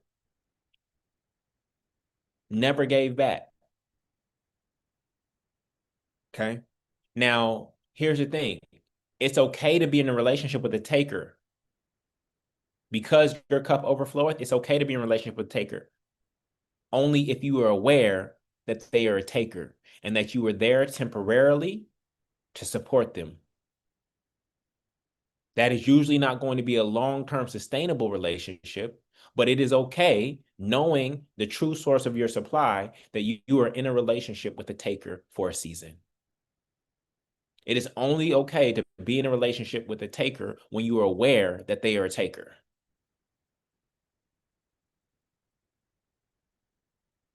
And that you are a giver.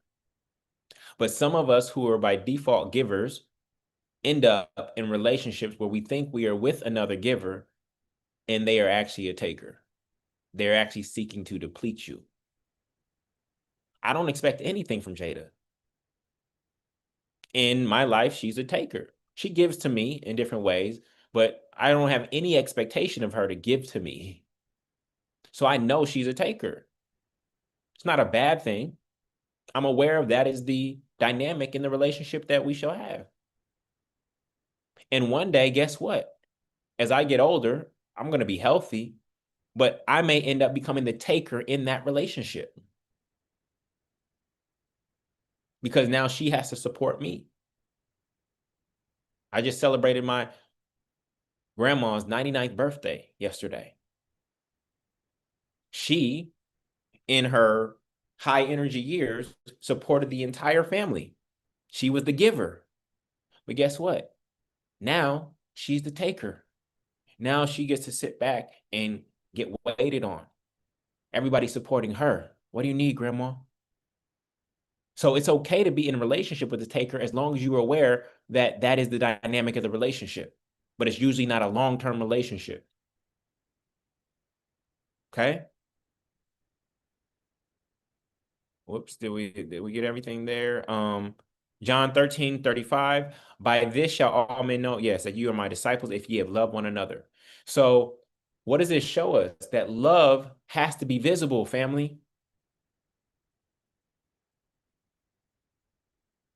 By this shall all men know that ye are my disciples if ye have love one to another.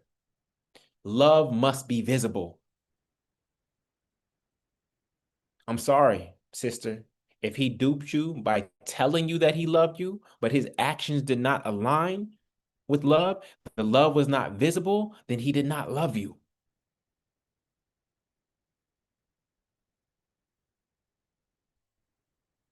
Brothers, I know that's happened to you as well. You cannot pay lip service to love. It has to be visible. We are here to make this invisible thing called love, the love of God, visible. That is actually the act in our individual relationships of bringing the kingdom of heaven on earth. When we make this invisible currency, the love of God, visible to the person right in front of us and possibly to others. John 14:15. If ye love me, keep my commandments. Do what I say. Do what I say. So we know that as we get into Paul's teachings of salvation, just get baptized, confess that Jesus died and was resurrected, etc. This does not align with what Yeshua said. If you love me, keep my commandments, do the work. Just saying you love me, confessing with your lips that you love me does not exemplify love. And here, I think we've come to the understanding that love is an action and love is work. And as James, Jesus' half brother, said, faith, Paul, without works, what Jesus said, is dead.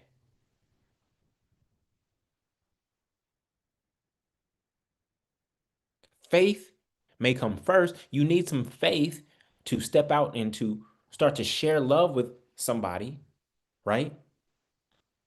But that has to be followed up quickly if you truly have faith by actions.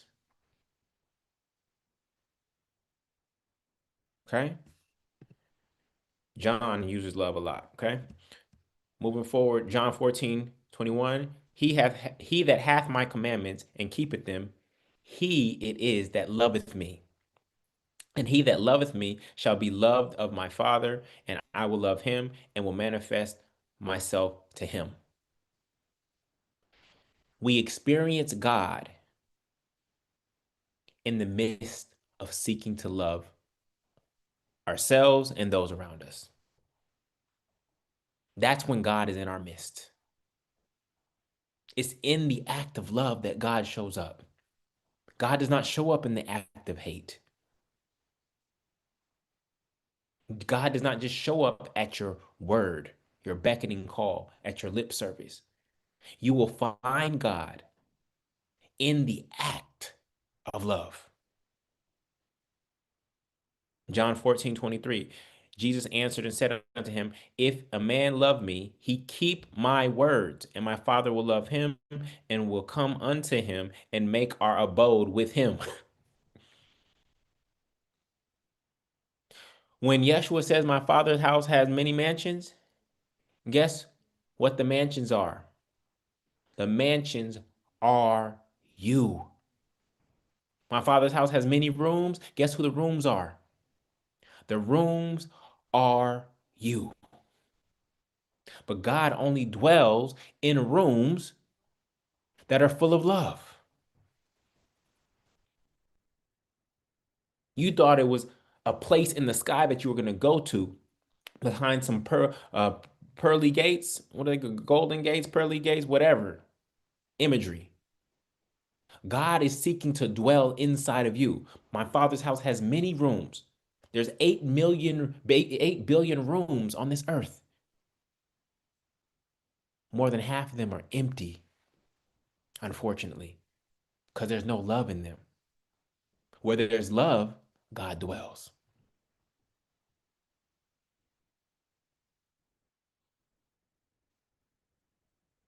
John 14:24. He that loveth me and not keep my sayings, and the word which ye hear is not mine, but the Father which sent me.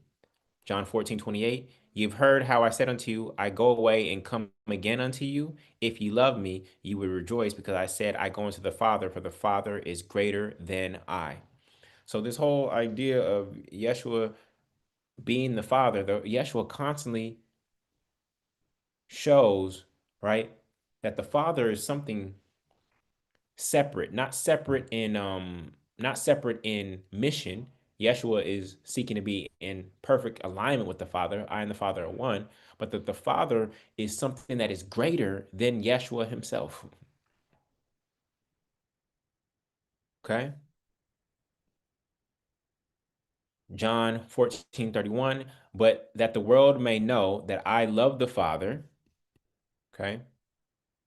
And as the Father gave me commandments, even so I do. Arise, let us go hence. John 15:9. And as the Father hath loved me, so have I loved you. Continue ye in my love. So the reason we've been able to become givers is because we are sourcing from a place that the world cannot see. And the place is not even up, the place is within. We are sourcing from a place that the world cannot see, and we are called to continue in that level of love. If our heart waxes cold, then we get cut off from that source. So, this is why we cannot let the trauma cause us to create moats and build walls around our heart because then we get disconnected from God and the flow of love, the currency of the love of God. And then we become poor in the kingdom. We have no currency flowing through us. John 15:10. If you keep my commandments, ye shall abide in my love, even as I have kept my Father's commandments and abide in his love. Okay. John 15:12. This is my commandment, that ye love one another as I have loved you. John 15:13. Greater love hath no man than this. This is really key, family. Greater love hath no man than this, that a man lay down his life for his friends.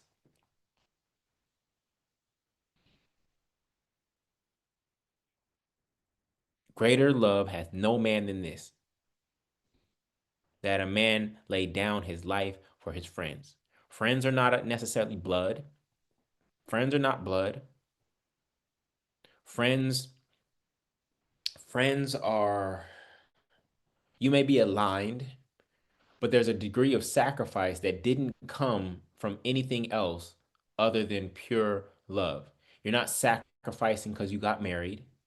There's no contract between friends. So you're not sacrificing because you feel required to, obligated to. You're not sacrificing because of blood. You're sacrificing because you choose to sacrifice. This is why friendships are so powerful. They can actually be the purest form of love. You're not sacrificing to get sex. You're not sacrificing to get anything. You're sacrificing because you choose to. Friends don't have contracts.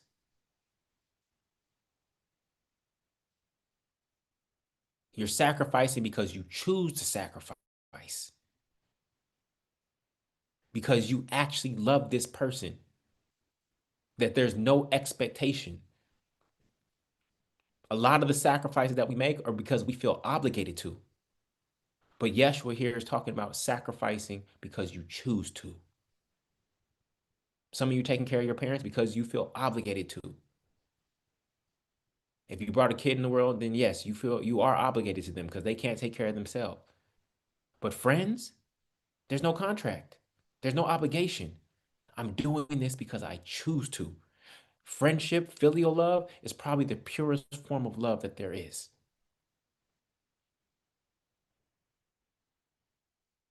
Okay? Yes, love for no reason, because if I love for no reason, it means that I'm loving unconditionally. When I think about my closest friends, I love them for no reason. There's no reason. I mean, they've been good to me.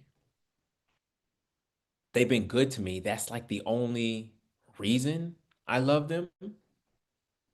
But they don't give me anything. Like, I just love them because I love them. Okay? Man, John has a lot. John 15:17. These things I command you, that ye love one another. John 15:19. If you were of the world, ye would love, the world would love his own. But because ye are not of the world, but I have chosen you out of the world, therefore the world hateth you.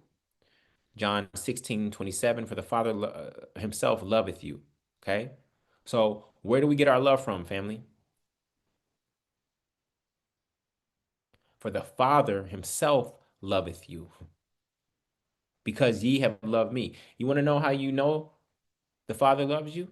Because if you put in a situation where your life is threatened by somebody else, are you going to defend yourself? Are you going to defend yourself? What is it that triggers that self-defense? It's self-love. Self-love triggers self-defense.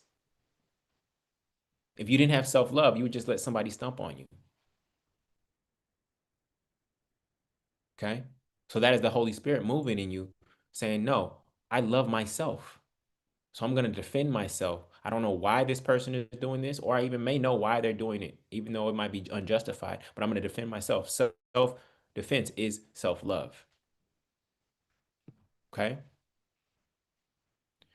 cool. And I believe that I came for the Father himself love you, because you have loved me and have believed that I came out from God. John 17:23. I in them and thou in me, that they might be made perfect in one, and that the world may know that thou hast sent me and hast loved me, and thou hast loved me.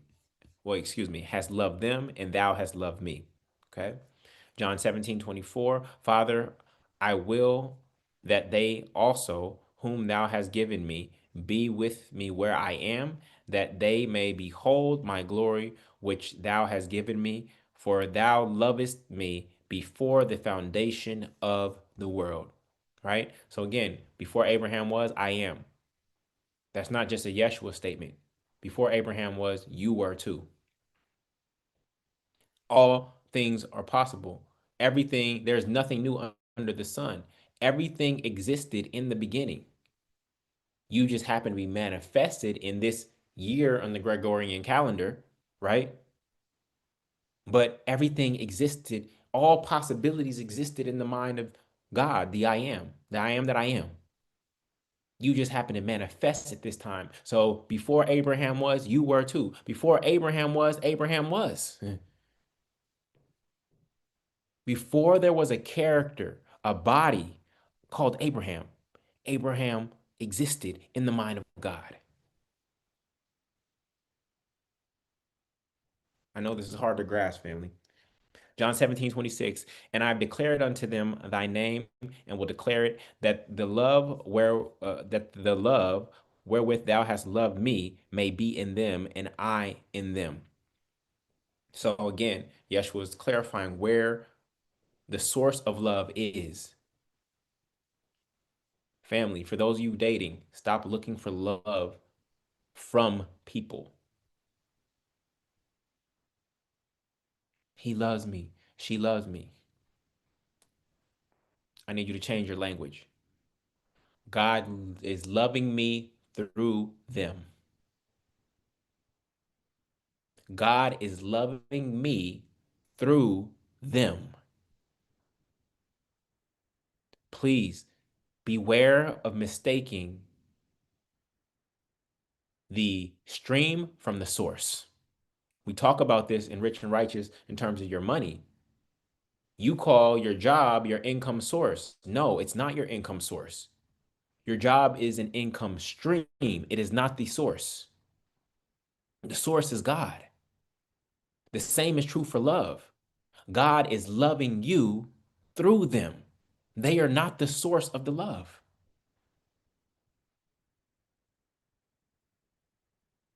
So it's, I think, yes, you can say, I thank you, but what you're really saying is, I thank God for you.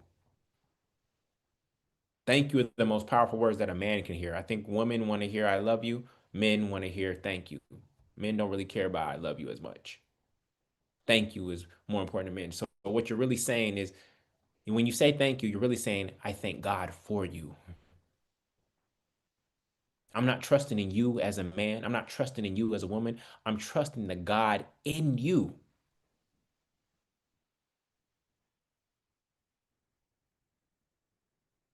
Okay. John 19:26. When Jesus therefore saw his mother and the disciple standing by whom he loved, he saith unto his mother, Woman, behold thy son. John 22. Then she runneth and cometh from to Simon Peter and to the disciples whom Jesus loved. John just bigging himself up and said unto them, Thou have taken away the Lord from the sepulchre, and we know not where they have laid him. John 21:7. Therefore, the disciples whom Jesus loved said unto Peter, It is the Lord. So that's just John bigging himself up again. And then we have John 21:15. So when they had dined, Jesus said to Simon Peter, Simon, son of Jonas, lovest thou me more than these? He said unto them, Yes, Lord, thou knowest that I love thee. He said unto them, Feed my lambs. And then he said unto him a second time, Simon, son of Jonas, lovest thou me? He said unto him, Yes, Lord, thou knowest I love thee. He said unto them, Feed my sheep. Uh-oh. What are you understanding? That showing that we love God requires an action of feeding God's sheep. nourishing them, not just with food, feeding God's sheep, children, feeding God's children, nourishing God's children is how we show our love to God. Then Peter turned about. Then he asked him a third time, Simon, son of Jonas, lovest thou me? Peter was grieved because he said unto him a third time, lovest thou me? And he said unto him, Lord, thou knowest all things. Thou knowest that I love thee. Jesus said unto him, feed my sheep. You're not pouring love into any of God's children. You're not showing God that you love him. Then Peter turned about, seeing the disciple whom Jesus loved following, which also leaned on his breast at supper, and said, Lord, which is he that betrayeth thee? All right. So that is it. So I'm going to break this into two parts because I have some frameworks that I want to share with you. We're already at 2 hours. So I'm actually going to stop here. And next week, we're going to continue. We're going to read some other scriptures about love from other books. Then we're going to go over the 5 ways that God wants us to love. I have a mantra to share with you. We're going to walk through the water cycle and how it is the perfect demonstration of God's love. And I want to share with you one other thing. If I do that now, we're going to go for probably another hour. So I want to sit with this because love is central, probably the most central thing to Yeshua's message, in addition to the Father, what the Father is, who the Father is, and forgiveness. And so I want to just sit with these scriptures for a week, and then we come back and we wrap this up next week. How does that sound? Okay. So um, before we go, let's document our insights thus far. Let's document our insights thus far. Okay. So in chat, let me know based on what you heard, what were your insights, divine downloads, epiphanies, and revelations about love? I want to read those off and just make sure that we document them in chat. The currency of the kingdom is the love of God, and it's meant to be circulated, not accumulated. Beautiful. Thank you, Andrea. Amanda, self love triggers self defense. Love yourself enough to not allow others to hurt you or take advantage of you. Yes, a lot of people overlook that. Love is service, love is giving. Action is needed to prove love. Otherwise, it's just lip service. Um, uh, God in you loves me. Yes, the God in you loves me, or God is loving me through you. Love is everything. Love is an action verb. Love is an action. Love has to be visible. The I am is in me, and I am in love. God is love, and in God we become whole, right? And when there's no separation, there's nothing to hate. God dwells in the rooms where there is love. God's house has many mansions of rooms, which is us. Self love, understanding, giving, and taking from the spiritual perspective. We are the rooms in God's mansion. Love is in action and love others. No contract. Love of God is with us. Love of God is within. I am one of many mansions, so I have responsibility to love. Action is love. Love involves giving, even in even in the word forgive. Correct. That is correct. Beautiful. So love flows from the heart centered, from a heart centered in God, and matures through choice, not convenience. Yes. Okay.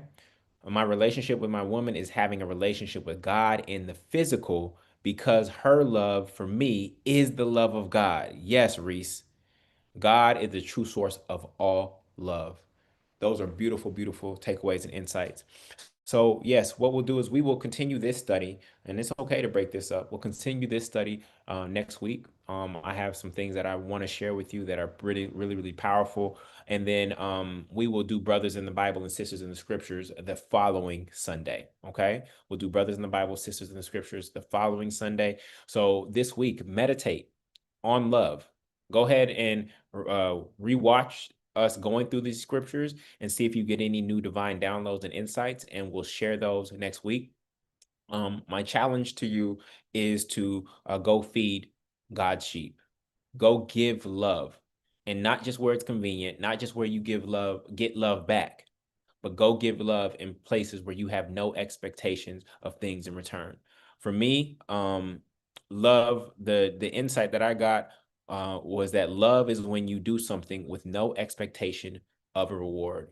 And friendship is probably friendship and marriage are actually two of the greatest demonstrations of love. Marriage, because the two are becoming one. Friendships, you don't actually become one, but friendship, because there's no contract. You're loving because you choose to, not because you have to. So, friendship and marriage are two of the most powerful demonstrations of love, but we are also commanded to love our enemies, not necessarily those who are directly against us, but those who also we don't expect anything in return. And the way that we fill our cup back up is by tapping into the love of God that is within us. All right. So, sending you all love this week. We will again continue this study next week. I will be downloading the chat file and actually going through some of the things that you said and see if we can answer some of the questions that did not get answered today. All right. So, new 260 will be on Friday at 8 a.m. So you can go to new260.com, new260.com to join us on Friday for that. And otherwise, we will be back here on Sunday at 11 a.m. Eastern Standard Time. All right. I send you off in love. Go be love, go act in love, and connect with love by loving yourself as well. All right. Much love, everybody. Peace.